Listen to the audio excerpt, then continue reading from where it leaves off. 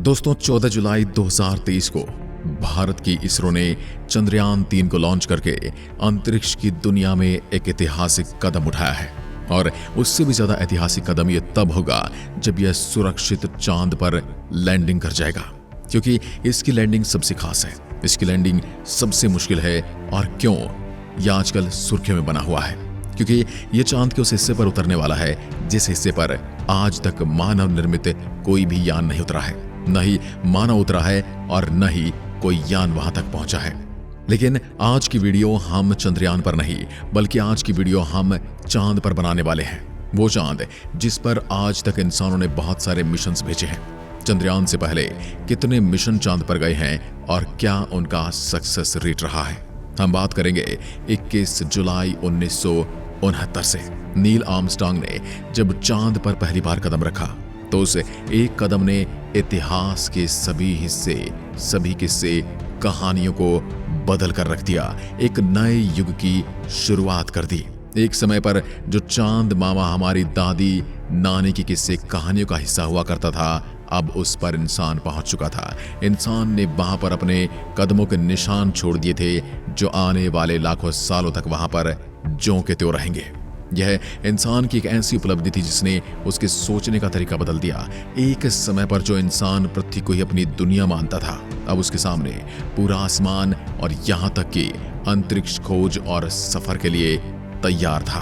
पर इंसान का पृथ्वी के अलावा किसी दूसरे आकाशीय पिंड पर कदम रखने का यह सफर काफी मुश्किल भरा था, क्योंकि इससे पहले भी इंसानों ने चांद तक पहुंचने की कई बार कोशिश की। हालांकि शुरू में वैज्ञानिकों को केवल निराशा हाथ लगी, लेकिन रामधारी सिंह दिनकर जी ने ठीक ही कहा कि मानव जब जोर लगाता है तो पत्थर भी पानी बन जाता है। और इंसानों ने चांद पर पहुंचकर यह साबित भी कर दिया। और तभी से चांद इंसानों के लिए एक ऐसी जगह बन गई है जो अंतरिक्ष में सबसे पास, और जहां पहुंचना अंतरिक्ष के दूसरे आकाशीय पिंडों तक पहुंचने के मुकाबले काफी आसान था। लेकिन ये जितना आसान सुनने में लग रहा है, इतना आसान बिल्कुल भी नहीं था। हम अपने ग्रह को छोड़कर एक ऐसी जगह पर कदम रखने वाले थे जहां पर हमें जिसके बारे में कुछ भी नहीं पता है। इसलिए समय समय पर चंद्रमा पर कई अभियान चलाए गए, जिसमें कई अलग अलग देशों के लोग चंद्रमा की सतह पर उतरे। बहुत से देशों ने अपने एडवांस स्पेसक्राफ्ट और सैटेलाइट को चंद्रमा तक भेजा, जिनमें से एक हमारा भारत भी है।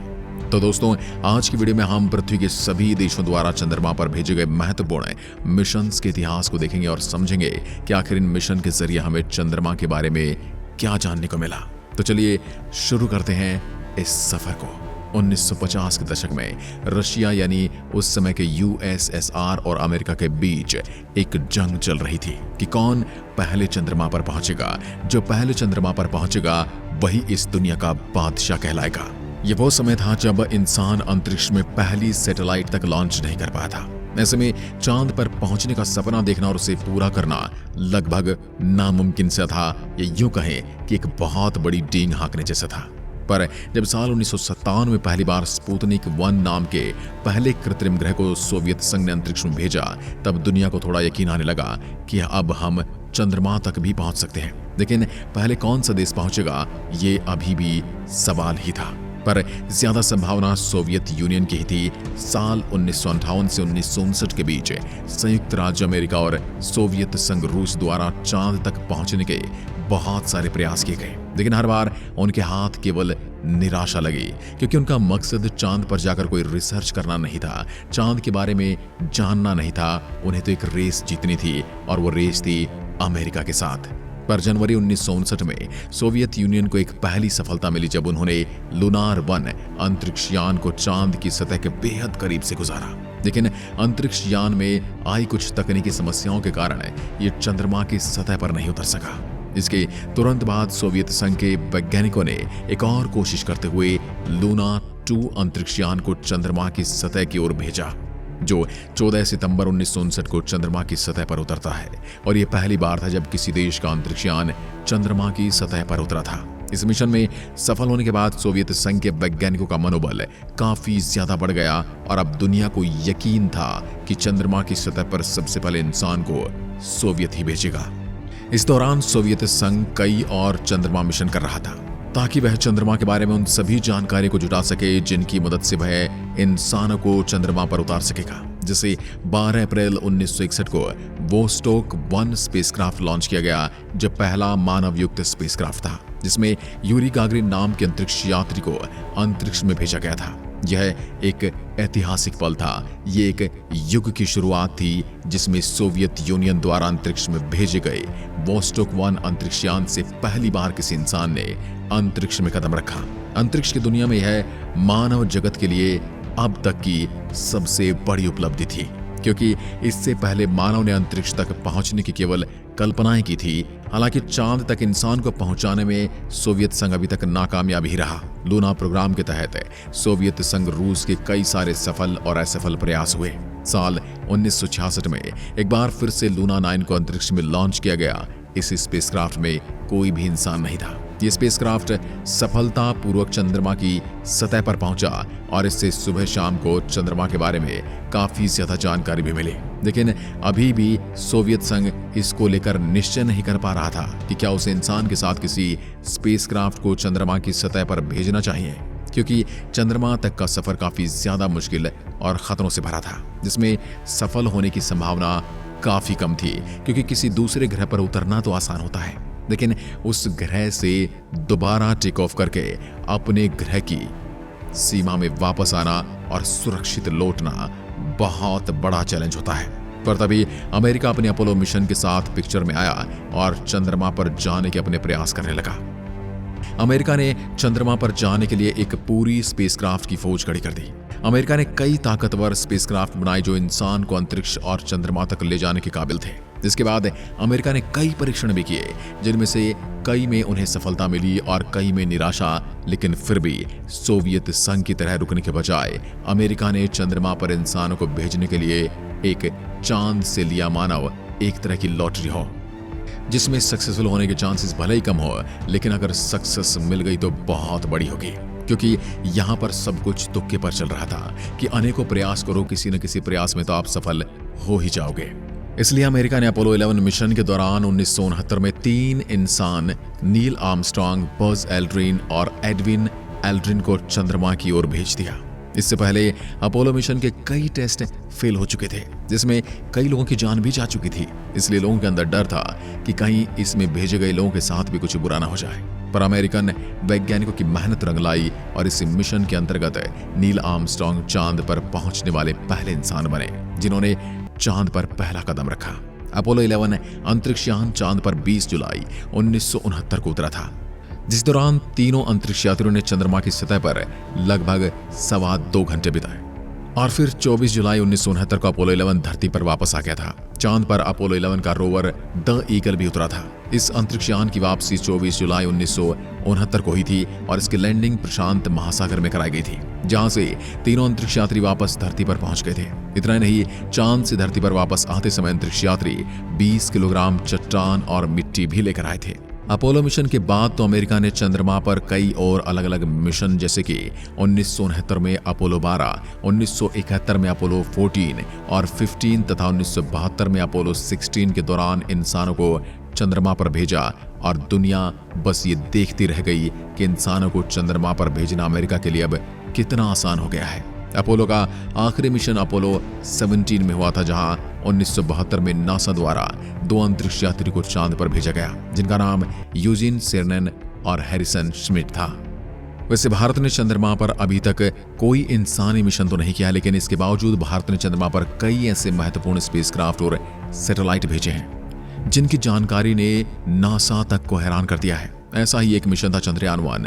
इस दौरान भारतीय सैटेलाइट ने ही ये पता लगाया कि चंद्रमा के दोनों ध्रुव के सतह के नीचे जमे हुए पानी के बड़े संसाधन मौजूद हैं। पहले तो नासा ने इन सबसे इनकार किया, लेकिन बाद में नासा ने भी चांद पर पानी होना स्वीकार किया। और एक बार जैसे ही भारत ने इसका खुलासा किया, एक बार फिर से सभी देश चंद्रमा की ओर दौड़ पड़े।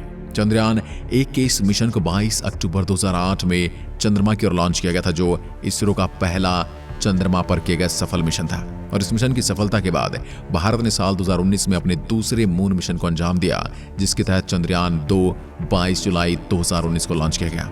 इस चंद्रयान को भेजने का उद्देश्य चंद्रमा के दक्षिणी हिस्से पर विक्रम लैंडर की सॉफ्ट लैंडिंग कराना था, क्योंकि चंद्रमा का दक्षिणी हिस्सा हमेशा पृथ्वी से दूर ही रहता है, जिसके कारण वहां पर मिशन को करना काफी मुश्किल है, खासकर उस पर किसी स्पेसक्राफ्ट को उतारना।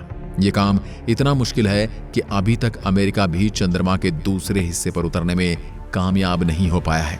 इसलिए चंद्रयान 2 के तहत विक्रम लैंडर को चंद्रमा पर उतारने के लिए पूरे भारत में एक जोश था।